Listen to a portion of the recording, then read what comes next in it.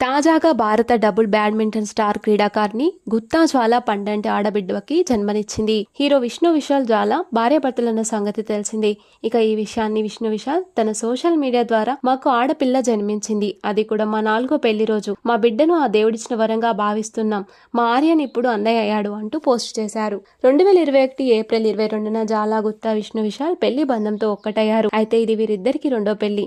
జ్వాల గుత్తా తన సహచర ప్లేయర్ అయినటువంటి చేతన్ ఆనంద్ పెళ్లి చేసుకుంది.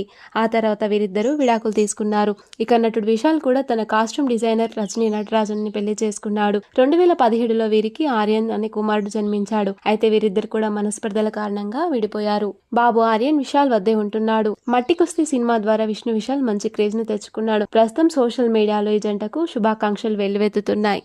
ఈ వీడియో మీకు నచ్చినట్లయితే లైక్ చేసి మరిన్ని ఇంట్రెస్టింగ్ అప్డేట్స్ కోసం మన ఛానల్ ని సబ్స్క్రైబ్ చేసుకొని పక్కనే ఉన్న బెల్ ఐకాన్ ని యాక్టివేట్ చేసుకోండి. Thank you for watching.